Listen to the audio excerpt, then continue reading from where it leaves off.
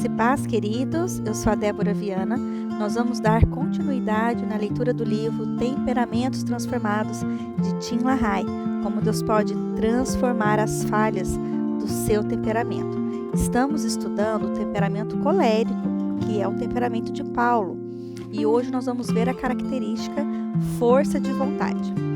Uma das maiores vantagens do indivíduo de temperamento colérico está em sua grande força de vontade. Dirigida corretamente, essa força o torna uma pessoa muito bem-sucedida. Em geral, os coléricos obtêm sucesso em qualquer profissão que escolham e não porque tenham maiores dotes mentais que os indivíduos de outros temperamentos. Seu sucesso pode ser atribuído à determinação e não à capacidade inata. Quando outros abandonam um projeto ou alguma tarefa, o colérico persiste com tenacidade até atingir o alvo. O apóstolo Paulo se refere a isso em 1 Coríntios ao descrever os padrões da autodisciplina. Vocês não sabem que todos os que correm no estádio apenas ganham um prêmio? Corram de tal modo que alcancem um prêmio. Todos os que competem nos jogos se submetem a um treinamento rigoroso para obter uma coroa que logo perece. Mas nós o fazemos para ganhar uma coroa que dura para sempre. Sendo assim, não corro como quem corre sem alvo e não luto como quem esmurra o ar. Mas esmurro o meu corpo e faço dele meu escravo, para que depois de ter pregado a outros, eu mesmo não venha a ser reprovado. Essa citação mostra de várias maneiras a força de vontade de Paulo. Aí está uma indicação de que ele em tudo se dominava, entre aspas. Sua atividade não era do sanguíneo, mas não precisa de um propósito para satisfazer-se, porque a simples alegria de estar em atividade já o contenta plenamente. O apóstolo colérico corria, entre aspas, não sem alvo. Isso indica que sabia para onde ia. Tudo o que fazia tinha um propósito e um significado. Também indicava que não abusava do seu corpo. Entre aspas, esmurro o meu corpo, faço dele meu escravo, fecha aspas. Não se pode imaginar um apóstolo obeso ou intemperante, mesmo na sociedade mais opulenta de hoje. O mesmo apóstolo foi quem nos revelou um segredo importante sobre como obter vitórias sobre as fraquezas. Ele sabia que a autodisciplina começa na mente. Se você não resolver que vencerá determinada dificuldade, provavelmente jamais conseguirá vencê-la. Em 2 Coríntios 10, Paulo descreve o poder espiritual que reside na carne do crente, isto é, em seu corpo.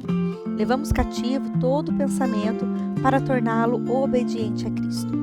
O cristão disciplinado tem um bom propósito em sua mente, o qual produz sentimentos positivos em seu coração.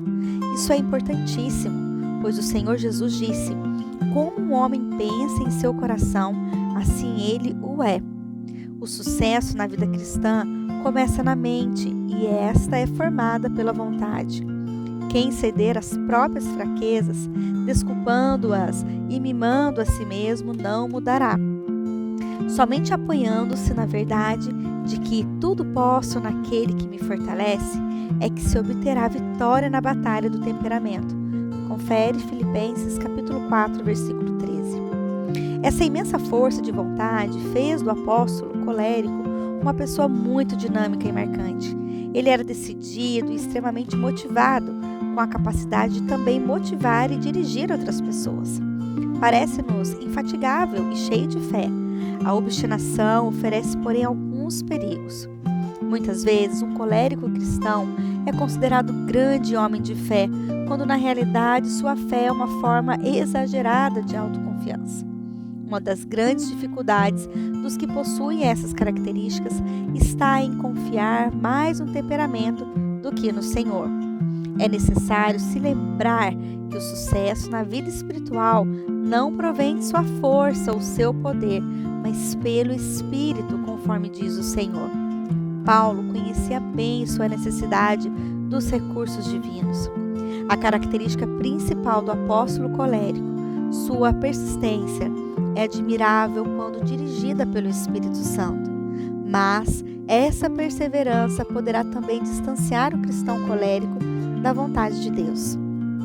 Embora alguns de meus mais respeitados amigos crentes pensem que o apóstolo Paulo não tenha revelado falhas sérias após se converter, acredito que a Bíblia nos relata um incidente em que sua conhecida persistência aparece mal dirigida. Chegando ao fim de sua terceira viagem missionária, em Atos 20, Paulo resolveu se apressar para chegar a Jerusalém, se possível antes do dia de Pentecostes. Não temos aqui indicação alguma de que fosse vontade do Espírito Santo. Era um desejo forte com um alvo duvidoso, que cresceu e transformou-se em uma vontade resoluta e compulsiva. Em vez de visitar a igreja de Éfeso, ele convidou os presbíteros para irem encontrá-lo em Mileto. No versículo 22 ele diz: compelido pelo Espírito, estou indo para Jerusalém. O espírito de Paulo desejava terminantemente ir para Jerusalém. Não há indicação de que tenha pedido a orientação do Senhor para isso, mas sim de que tenha feito seus planos de acordo com o próprio desejo. Essa história mostra como até mesmo os cristãos amadurecidos podem se desviar da vontade de Deus, colocando a própria vontade acima do seu Senhor. No versículo 23 vemos que Paulo já sabia das consequências, pois em todas as cidades o Espírito Santo me avisa que prisões e sofrimentos me esperam. Entretanto, a advertência não deteria, pois disse: todavia não me importo, nem considero a minha vida de valor algum para mim, se tão somente puder terminar a corrida e completar o ministério que o Senhor Jesus me confiou. O Senhor queria que Paulo acabasse sua carreira com alegria, mas não lhe revelou a hora nem o lugar. Se Deus quisesse que ele fosse a Jerusalém, quem lhe asseguraria não seria a determinação do apóstolo, e sim a graça divina. Não quero ser dogmático a respeito de Paulo ter ou não se afastado realmente da vontade perfeita de Deus, indo para Jerusalém. Embora, pessoalmente, eu acho que sim. Mas não há dúvida de que sua atitude foi carnal, não espiritual. Creio que às vezes os crentes tendem a perder muito do deleite espiritual, não por errarem, mas por fazerem a coisa certa de maneira errada. Isto é, resolvem algo e não perguntem a Deus, porque tem medo que Ele lhes diga não. Prossegue então por conta própria. Mesmo que dê certo no fim, indagamos se tais pessoas não seriam bem mais felizes se atendessem à advertência. Reconhece-o em todos os teus caminhos, e Ele endireitará as tuas veredas. Em vez de arquear suas costas coléricas e obstinadamente seguir as próprias diretrizes, com toda certeza, o Espírito Santo revelou sua vontade quanto à viagem a Jerusalém em Atos 21, pois quando Paulo chegou a Tiro, o Espírito Santo avisou por intermédio dos discípulos que ele não deveria subir a Jerusalém. Paulo não deu ouvidos e prosseguiu obcecado. Alguns dias mais tarde, em Cesareia, hospedaram-se em casa de Filipe, o evangelista, um profeta da Judéia. Ágabo tomou a cinta do apóstolo e, amarrando os próprios pés e mãos, disse: assim diz o Espírito Santo. Desta maneira, os judeus amarrarão o dono deste cinto em Jerusalém e o entregarão aos gentios. Os demais crentes, ouvindo isso, imploraram a Paulo que não fosse, mas este recusou-se a ouvi-los. A Bíblia nos conta que, como não podemos dissuadi-lo, e desistimos e dissemos: seja feita a vontade do Senhor, ou todos esses discípulos e profetas estavam errados, ou Paulo estava errado. Os coléricos são teimosos e têm uma vontade de ferro. Precisam aprender que quando pessoas espiritualmente motivadas recomendam uma mudança de direção, seria melhor se procurassem conhecer a vontade do Espírito Santo sobre o assunto. Isso é difícil para coléricos, pois crescem e vivem sempre em oposição. Quanto mais nos colocamos contra um deles e procuramos obstruir suas atividades, mais fortemente obstinados se tornam para seguir em frente. Um médico cristão descreveu 2 tipos de respostas à oposição, demonstrados por 2 pastores, seus amigos, um sanguíneo e o outro colérico. Quando o primeiro sofria alguma oposição, saía para conversar pessoalmente com o seu oponente e oferecia-lhe um cafezinho. Sua insegurança motivava a usar seus dotes de carisma a fim de induzir seu opositor a um espírito de cooperação. Já o segundo reagia de forma distinta, esforçando-se por dobrar seu oponente, firmando-se mais em sua oposição. Constituiu uma tentação constante para os crentes coléricos, resolver algo e insistir naquilo persistentemente, sem antes verificar se é ou não da vontade de Deus. Esse comportamento pode produzir um obreiro aparentemente produtivo, mas não faz um crente feliz, nem proporciona o melhor uso de seus talentos. O colérico, cheio do Espírito Santo, sempre alcançará maior êxito do que o colérico carnal. Como em todos os outros temperamentos, esse precisa muito da plenitude do Espírito Santo. De outra forma, enfrentará diversas dificuldades que certamente seriam evitadas, como no caso do apóstolo Paulo. Conhecemos bem a história do que ocorreu com o apóstolo colérico, quando mais colérico do que o apóstolo recusou-se a dar ouvidos à admoestação do Espírito Santo e subiu a Jerusalém. Um pecado sempre leva a outro, e encontramos Paulo rapando a cabeça e fazendo um voto israelita a fim de agradar aos judeus.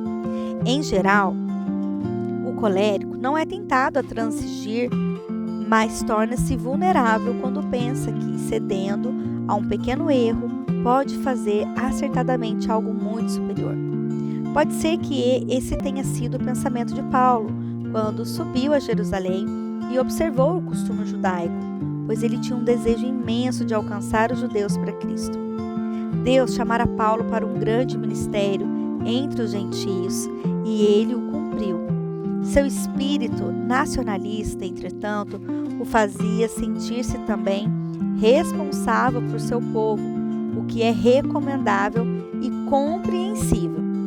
Sem dúvida, pensou que se submetendo àquele ritual judaico, para ele sem significado, ficaria bem visto pelos judeus de Jerusalém, abrindo ali uma porta para a pregação do Evangelho.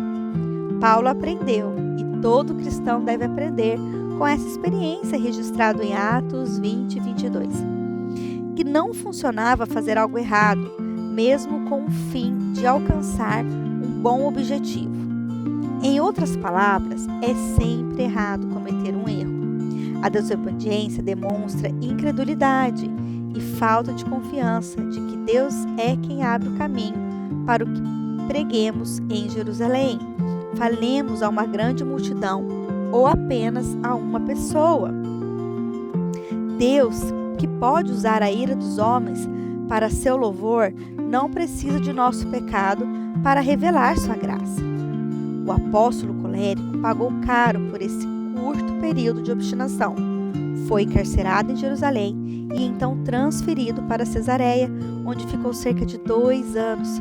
Aprendeu uma lição importante com essa experiência pessoal, lição que todos os coléricos cristãos lucrariam muito em aprender: entregar sua força de vontade a Deus, que não comete erros na direção de suas vidas.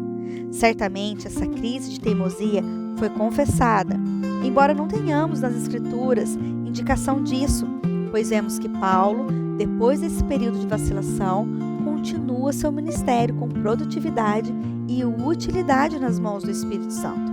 Assim como na vida de Pedro, o sanguíneo, observamos na vida do apóstolo colérico que Deus não guarda rancor, mesmo quando pecamos. Deus continuou usando esse homem de maneira poderosa na prisão, testemunhando a governadores, reis e finalmente ao próprio César. Muitas epístolas de Paulo foram escritas depois daquela demonstração de temperamento dominado pela carne. O reatamento com Deus é uma experiência instantânea, acessível a todo crente que reconheça seu pecado e se entrega novamente ao Senhor.